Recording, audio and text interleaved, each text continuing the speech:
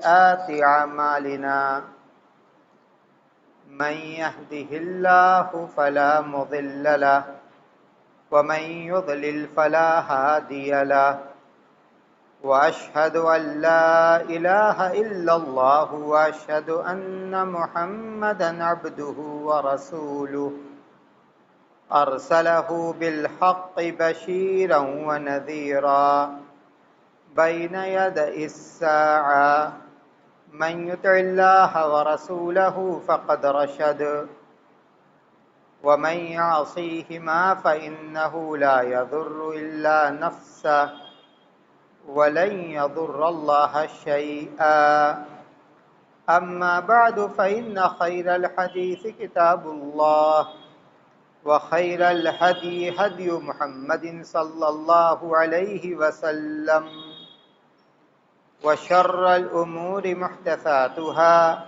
وكل محدثة بدعة وكل بدعة ضلالة وكل ضلالة في النار فأعوذ بالله من الشيطان الرجيم بسم الله الرحمن الرحيم من المؤمنين رجال صدقوا ما عاهدوا الله عليه فمنهم من قضى نحبه ومنهم من ينتظر وما بدلوا تبدیلا۔ برادران اسلام، محترم بزرگوں، عزیز بھائیوں، آج کی اس نشست کے لیے جو موضوع منتخب کیا گیا ہے وہ مشہور صحابی رسول حضرت طلحہ بن عبید اللہ رضی اللہ عنہ کی سیرت ہے۔ حضرت طلحہ بن عبید اللہ رضی اللہ عنہ ان صحابہ کرام میں سے ایک ہیں جن کو اللہ کے رسول صلی اللہ علیہ وسلم نے دنیا میں جنت کی بشارت دی ہے۔ حضرت ابوبکر صدیق،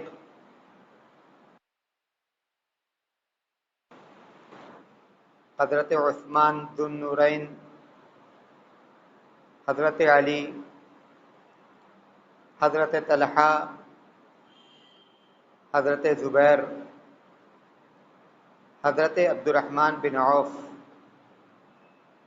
حضرت سعد بن ابی وقاص، حضرت سعید بن زید اور حضرت ابو عبیدہ بن جراح، یہ وہ صحابہ کرام ہیں جن کو اللہ کے رسول صلی اللہ علیہ وسلم نے اس دنیا میں جنت کی بشارت دی۔ حضرت عبید اللہ کے بارے میں سیرت نگار کہتے ہیں کہ ان کا شمار ان صحابہ کرام میں سے تھا جو قرآن کریم کے حافظ تھے۔ امام ابن الجوزی رحمۃ اللہ علیہ نے اپنی کتاب الطبقات میں حضرت طلحہ کو علم قرات کا عالم بھی کہا ہے۔ حضرت طلحہ بن عبید اللہ 8 ان صحابہ کرام میں سے ایک ہیں جنہوں نے سب سے پہلے اسلام قبول کیا، اور ان 5 صحابہ کرام میں سے ایک ہیں جنہوں نے حضرت ابوبکر صدیق رضی اللہ تعالیٰ عنہ کے ہاتھ پر اسلام قبول کیا۔ مکہ کے ایک معزز با اثر اور تاجر گھرانے کے فرد تھے۔ آپ کا سلسلہ نسب اللہ کے رسول صلی اللہ علیہ وسلم سے 7ویں پشت پر ملتا ہے۔ آپ کی والدہ صعبہ نام تھا۔ سیرت نگار کہتے ہیں کہ یہ بھی مسلمان ہوئیں اور ہجرت کا شرف ان کو بھی حاصل ہوا۔ حضرت طلحہ بن عبید اللہ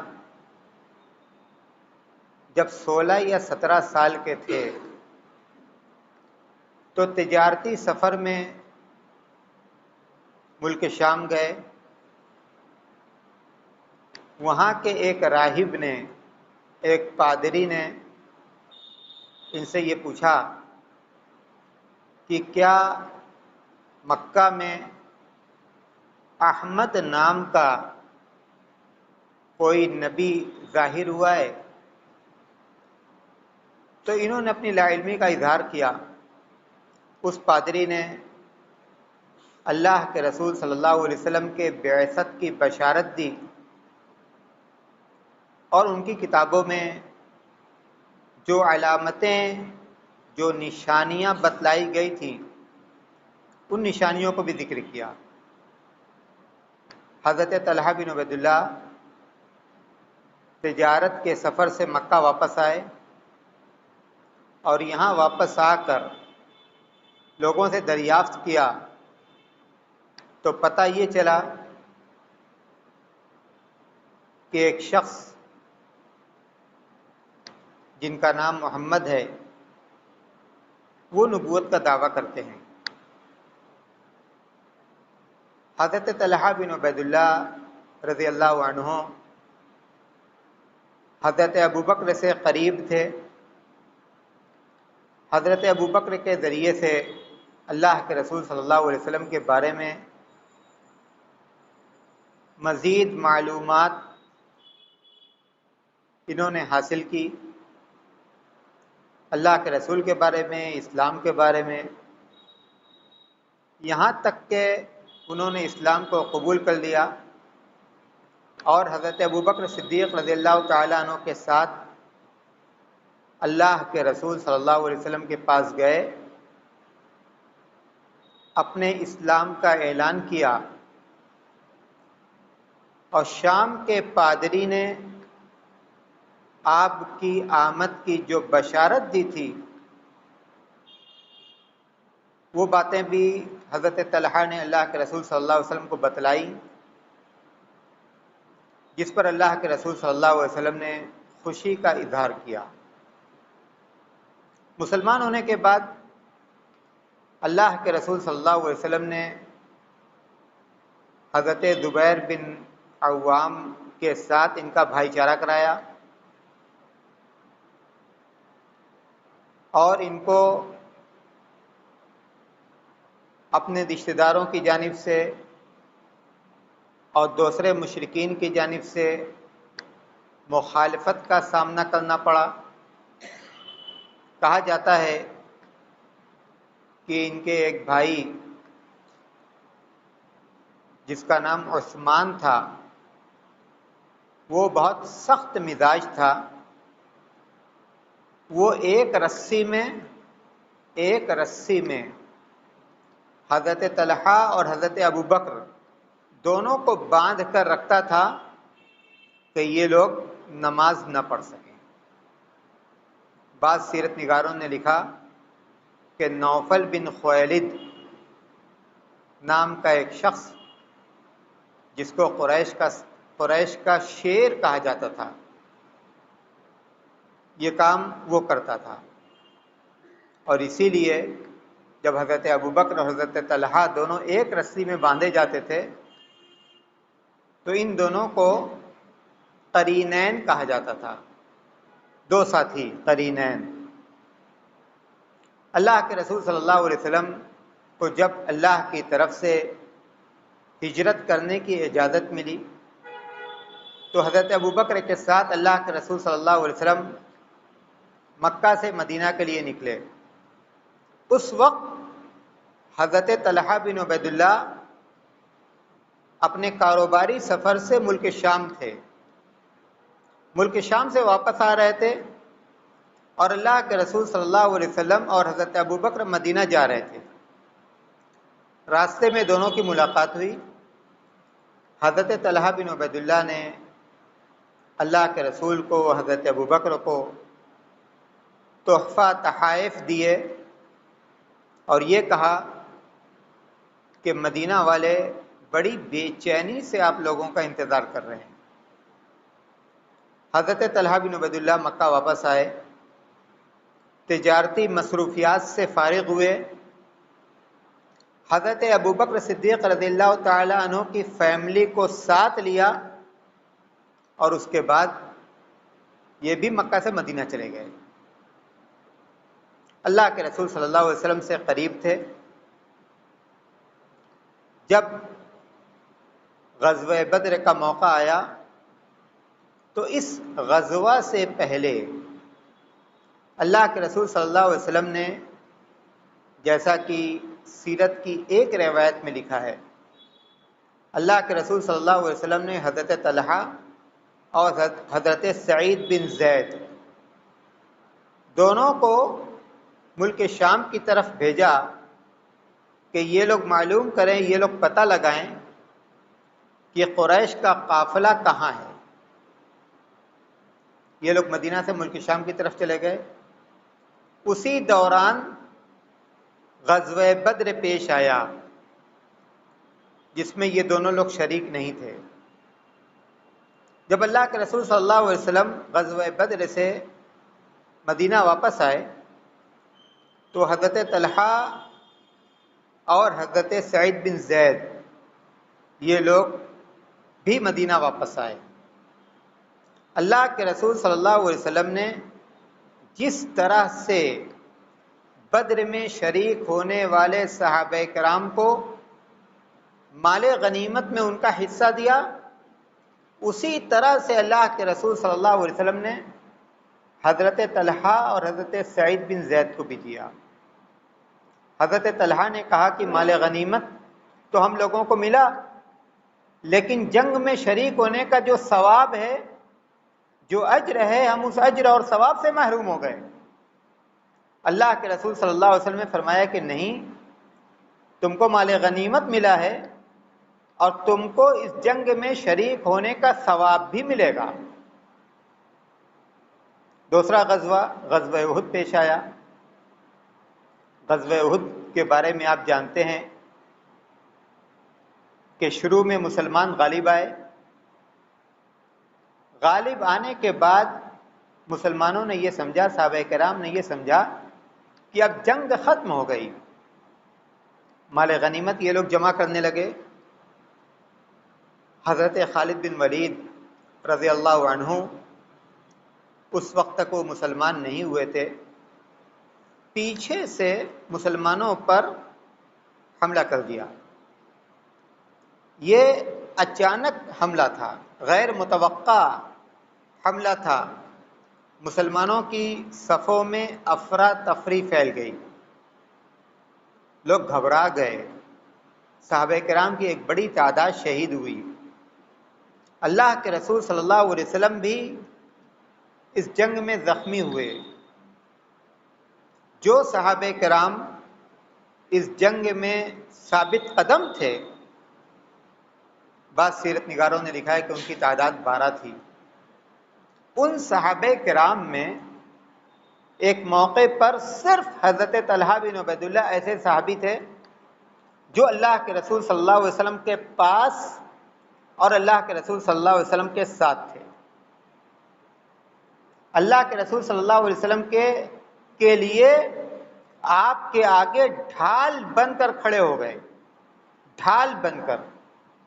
مشرکین آپ کی طرف تیر چلاتے تھے، زرہ پہنے ہوئے تھے، تیر کو اپنی زرہ سے روکتے تھے۔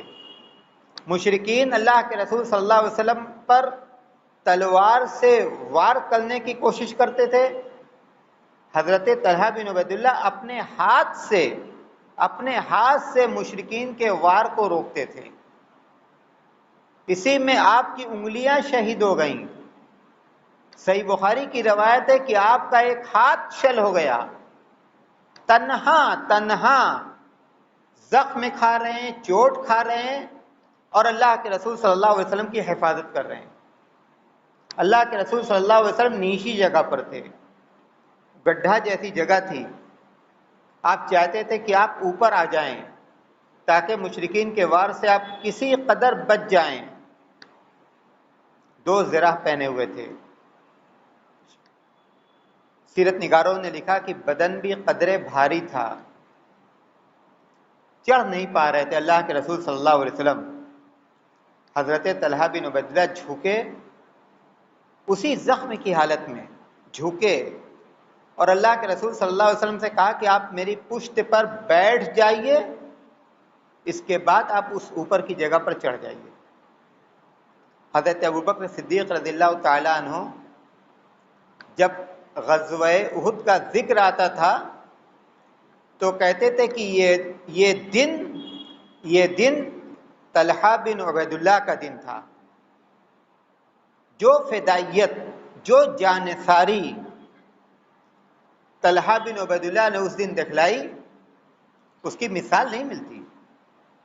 اسی لیے اس موقع پر اللہ کے رسول صلی اللہ علیہ وسلم نے حضرت طلحہ بن عبیداللہ کو طلحہ الخیر کا لقب دیا تھا، طلحہ الخیر کا لقب۔ مسلمان اس غزوے سے مدینہ واپس لوٹے، اللہ کے رسول صلی اللہ علیہ وسلم مسجد نبوی کے ممبر پر ہیں، اور آپ نے قرآن کریم کی یہ آیت کریمہ من المؤمنین رجال صدقوا ما عاهدوا الله علیہ فمنهم من قضى نحبه ومنهم من ينتظر وما بدلوا تبدیلا۔ مومنوں میں ایسے لوگ ہیں صدقوا ما عاهدوا الله علیہ، جو وعدہ انہوں نے اللہ سے کیا تھا اسلام کے لیے قربانی دینے کا، اس وعدے پر وہ لوگ کھرے اترے۔ فَمِنْهُمْ مَنْ قَضَى نَحْبَهُ، بعض لوگوں نے تو اپنا وعدہ پورا کر دیا، شہادت سے سرفراز ہوئے، اور بعض ایسے لوگ ہیں مَنْ يَنْتَظِرُ، جو موقع کے انتظار میں ہیں۔ وَمَا بَدَّلُوا تَبْدِيلًا، اللہ سے کیا گیا وعدہ، اس وعدے سے وہ پیچھے نہیں ہٹے۔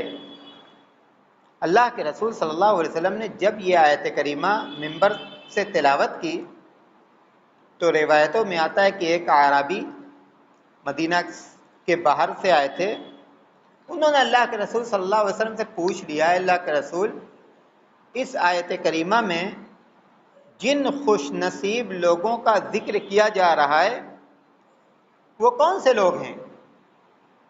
حضرت طلحہ بن عبیداللہ اس وقت مسجد میں آ رہے تھے، جسم پر 2 ہرے رنگ کا کپڑا تھا۔ اللہ کے رسول صلی اللہ علیہ وسلم نے حضرت طلحہ بن عبیداللہ کو آتے ہوئے دیکھا تو آپ نے کہا کہ طلحہ بن عبیداللہ بھی انہی لوگوں میں سے ہیں۔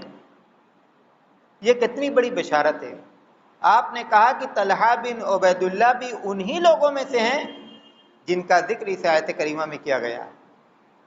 ایک صحیح روایت میں ہے اللہ کے رسول صلی اللہ علیہ وسلم نے فرمایا من سرہ ان ينظر الى شہید یمشی علی رجلیہ، جو چاہتا ہے کہ وہ زندہ شہید کو دیکھے، الى شہید یمشی علی رجلیہ، چلتے پھرتے ہوئے شہید کو دیکھے تو وہ طلحہ بن عبیداللہ کو دیکھے۔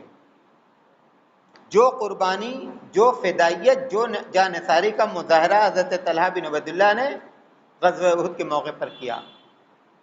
حضرت ابوبکر کہتے ہیں کہ جب جنگ ختم ہوئی، میں اور حضرت ابو عبیدہ بن جراح ہم دونوں اللہ کے رسول کے پاس پہنچے کہ آپ کی مرہم پٹی کریں، آپ کو آرام پہنچائیں، آپ کے زخم کو صاف کریں۔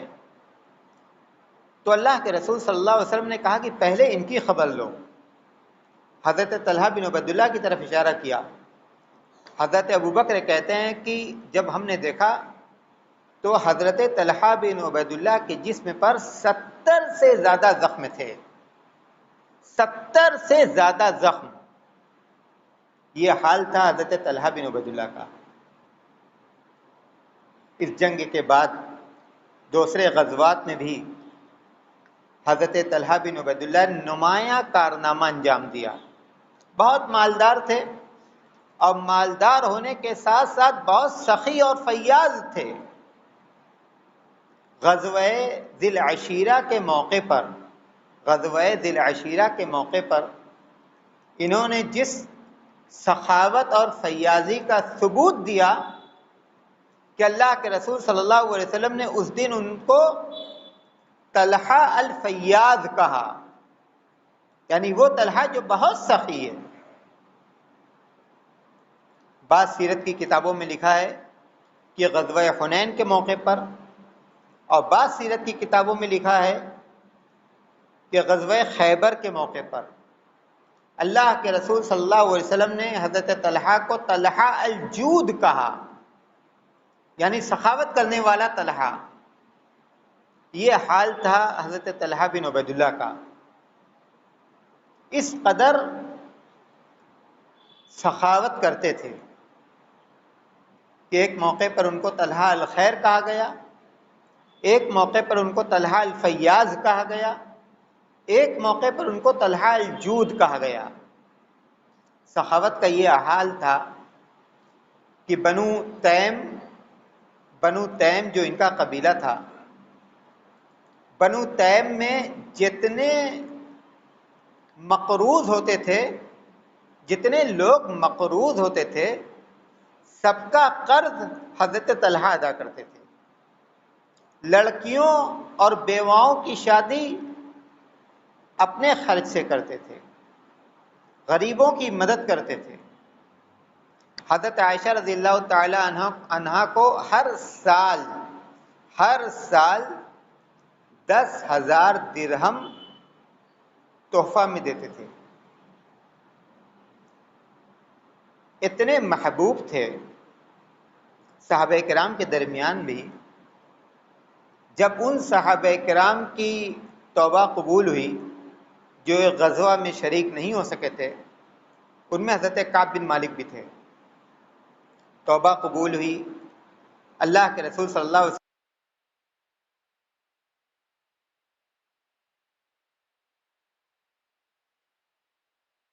کعب کو گلا لگایا اور توبہ کے قبولیت کی مبارکباد دی۔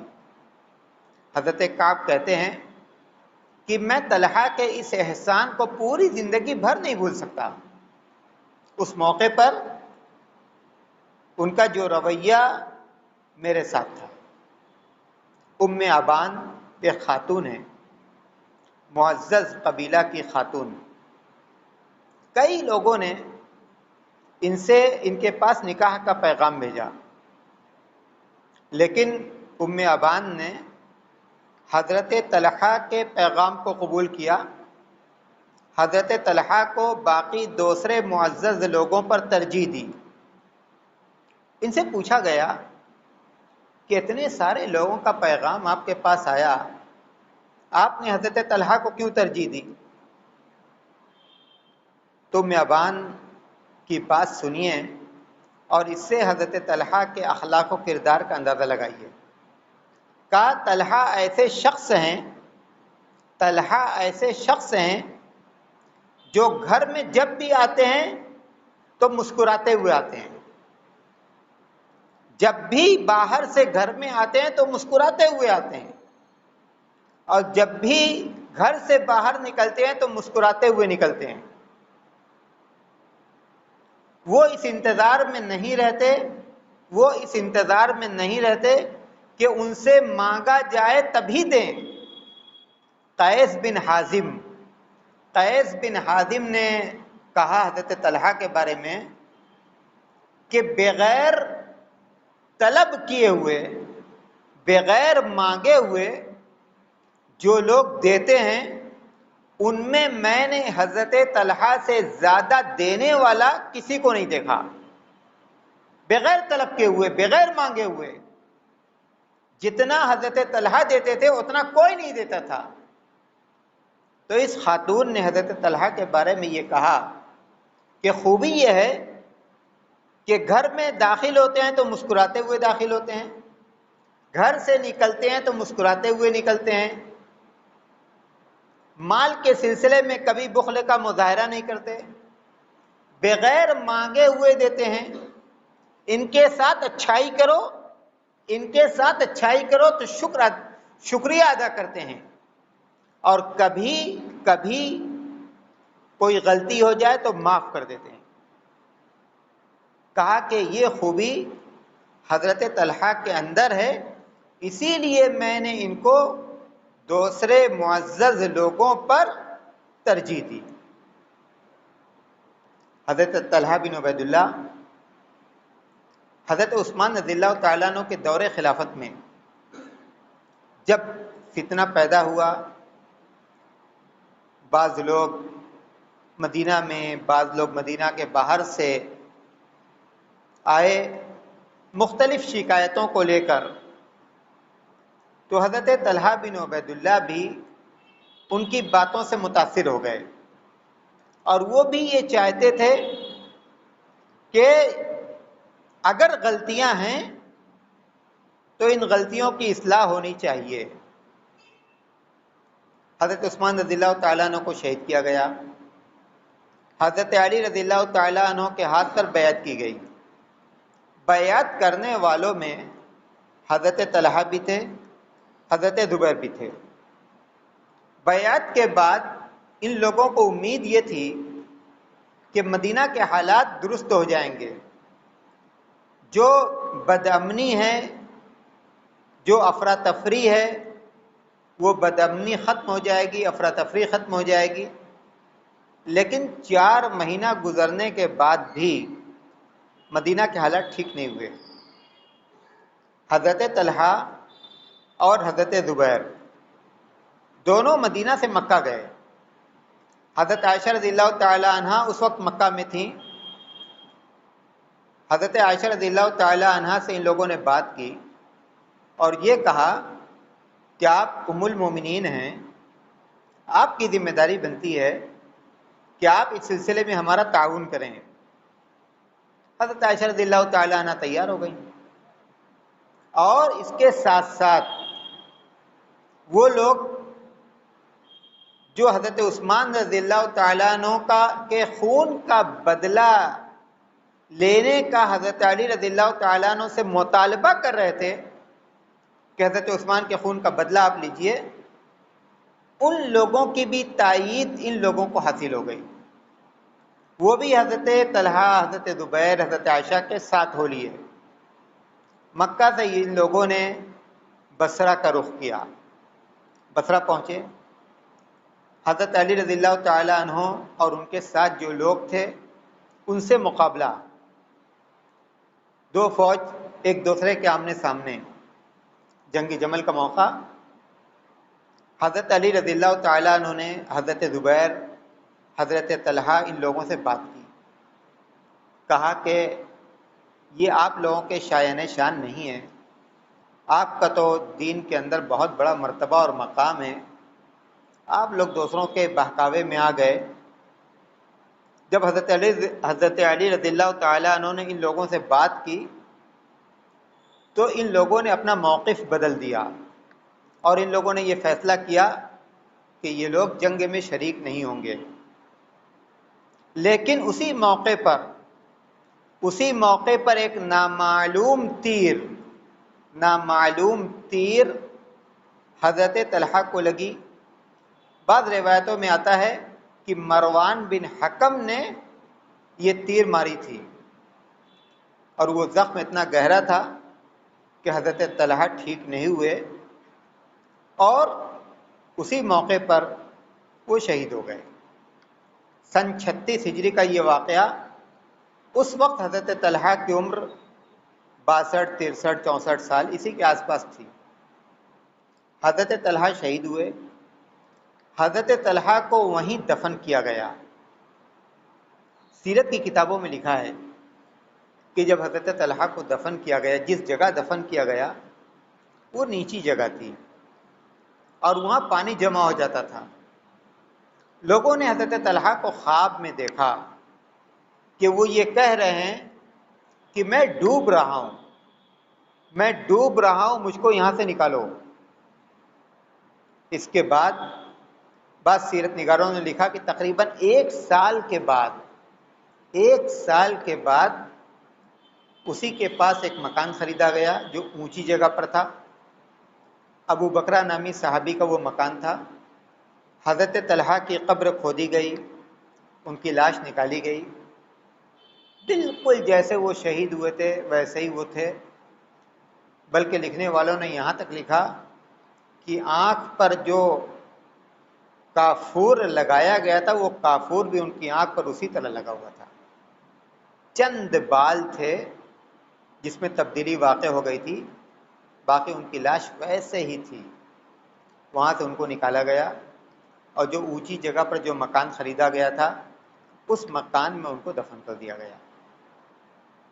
حضرت طلحہ بن عبید اللہ اس اعتبار سے بھی اللہ کے رسول صلی اللہ علیہ وسلم سے قریب تھے کہ حضرت طلحہ بن عبید اللہ کی چار بیویاں ان کی بہنیں اللہ کے رسول صلی اللہ علیہ وسلم کی زوجیت میں تھیں۔ 4 بیویاں، حضرت ابوبکر کی صاحبزادی حضرت ام کلثوم، حضرت عائشہ کی بہن،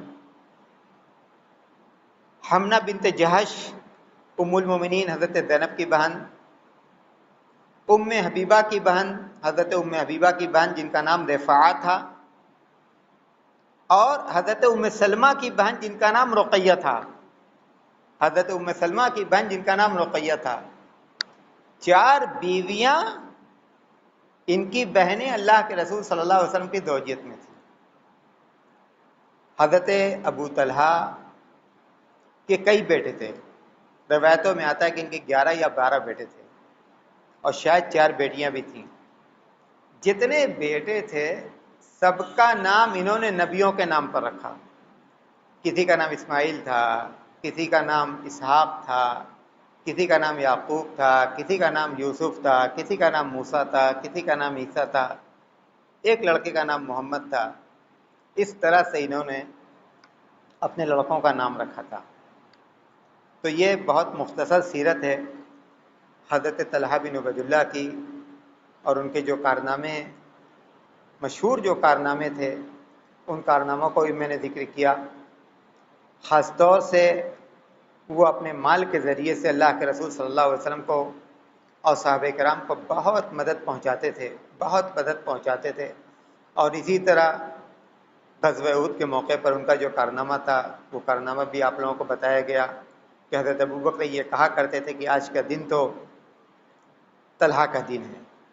اللہ تبارک و تعالی حضرت طلحہ بن عبید اللہ نے دین کے لیے جو قربانیاں پیش کیں، اللہ تبارک و تعالی ان کی قربانیوں کو قبول فرمائے، اور ان کی سیرت میں ہم لوگوں کے لیے عبرت و نصیحت کی جو باتیں ہیں ان باتوں سے عبرت و نصیحت حاصل کرنے کی توفیق عطا کرے۔ آمین۔ وآخر دعوانا الحمد للہ رب العالمین، والسلام علیکم ورحمۃ اللہ وبرکاتہ۔